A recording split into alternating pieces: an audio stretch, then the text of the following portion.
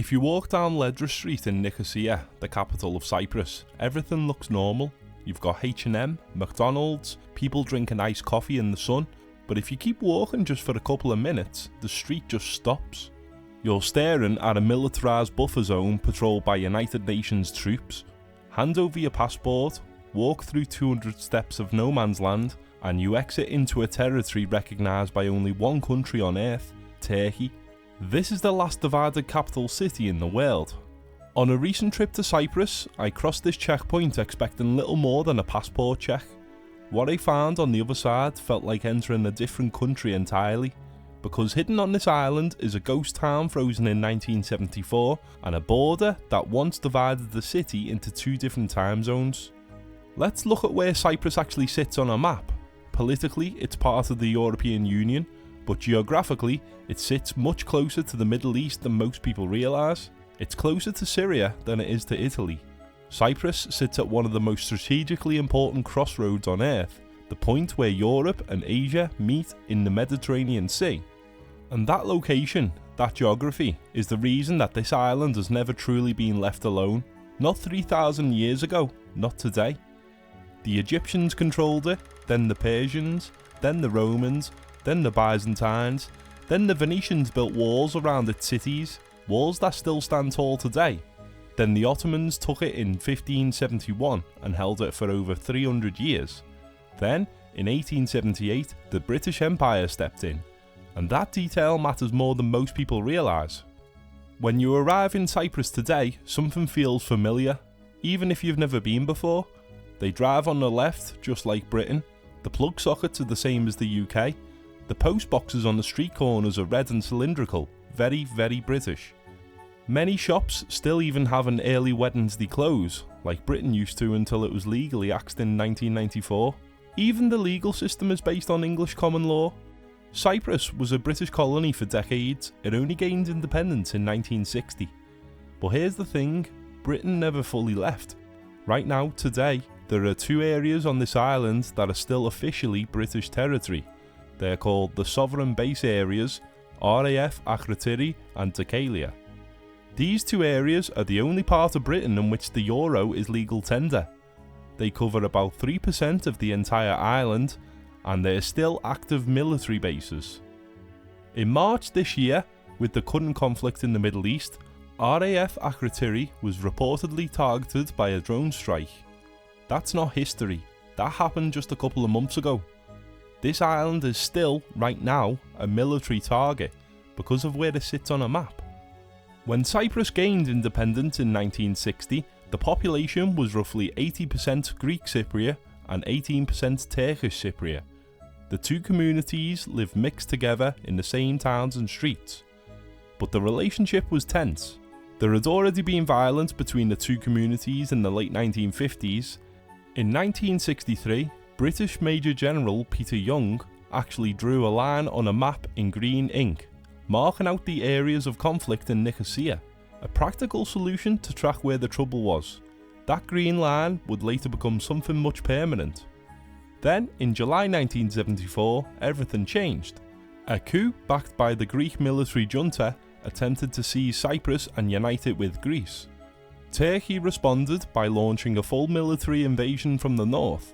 Within weeks, Turkish forces controlled the northern third of the island. And then the island was divided. Overnight, literally overnight, people were forced to move. Greek Cypriots living in the north packed what they could and fled south. Turkish Cypriots living in the south were moved north.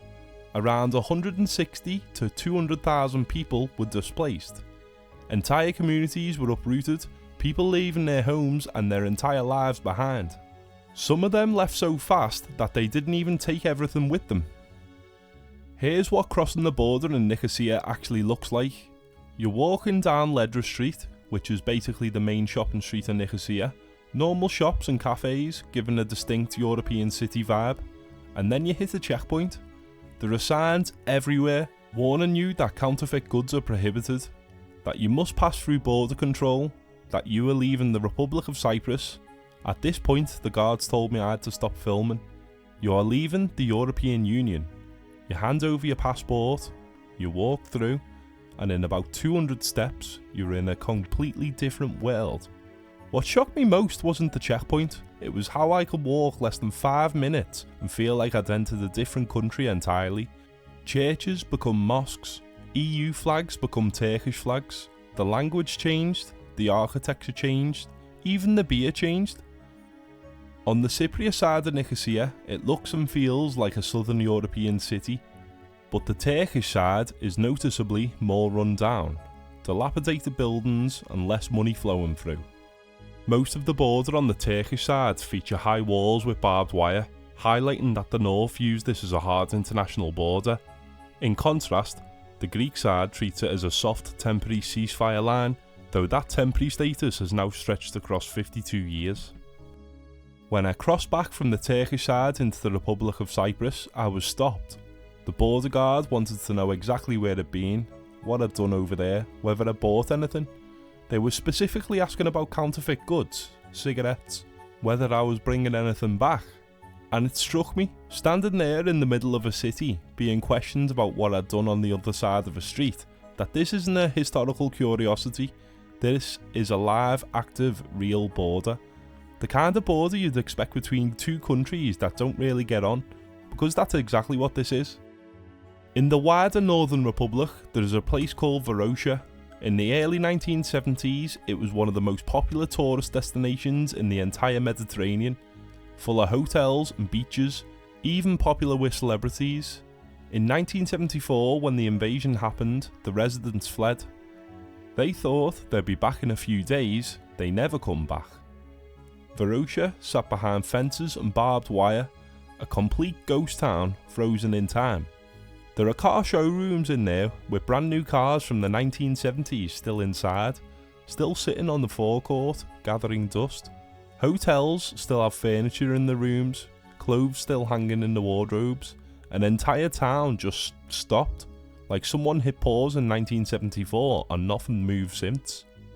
Parts of it have recently been partially reopened, controversially, by the Turkish Cypriot authorities, but for most of its existence it was simply a reminder, a monument to what happened. And it's not the only one. Nicosia also has an abandoned airport. The international airport, which closed in 1974 when the fighting started, still sits there inside the buffer zone. UN planes used it briefly, then it closed, and it's been sitting there ever since, untouched inside the buffer zone.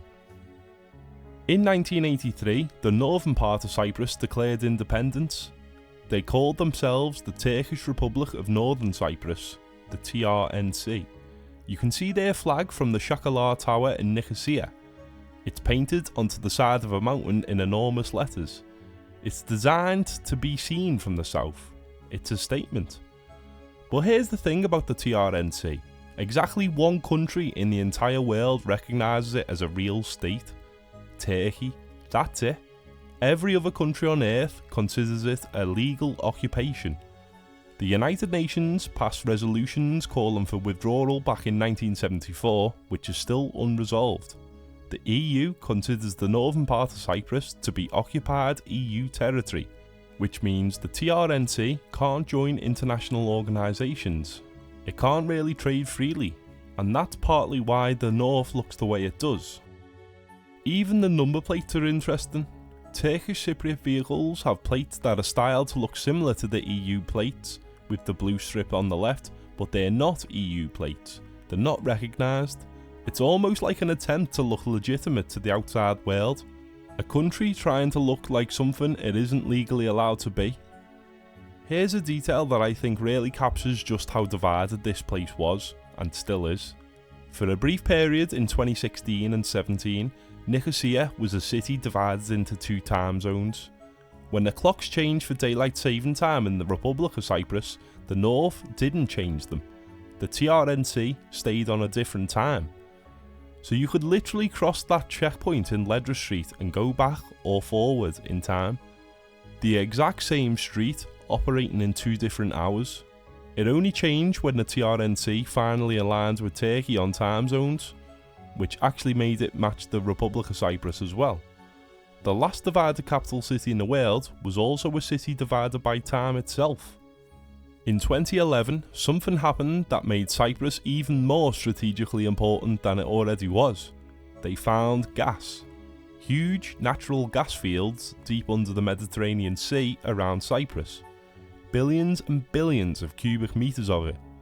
Suddenly, this small divided island wasn't just a geopolitical headache, it was a potential energy powerhouse. And Turkey, which doesn't recognise the Republic of Cyprus, immediately disputed who had the right to drill for it. Turkey sent warships to block drilling operations. There were confrontations at sea. It nearly escalated into something much worse. Because when you sit at a crossroads of empires and you're sitting on top of something everyone wants, history tends to repeat itself. The Egyptians, Persians, Romans, Ottomans and British all came for Cyprus because of where it sits. Now the 21st century version of that same story is playing out again. Just replace ancient armies with natural gas pipelines and naval warships. The stakes are exactly the same. There have been attempts to reunite Cyprus multiple times. The most significant was in 2004. The Annan Plan by the United Nations was put to both communities in a referendum. The Turkish Cypriot community voted yes to reunification. The Greek Cypriot community voted no. And Cyprus joined the European Union that same year. With the northern part still technically outside EU law, even though the EU considers it occupied territory. It's a mess. A complicated, decades-long mess. And it shows no sign of being resolved anytime soon. Cyprus is tiny. At around 9,000 square kilometres, it is smaller than the state of Connecticut. It's one of the smallest countries in the European Union.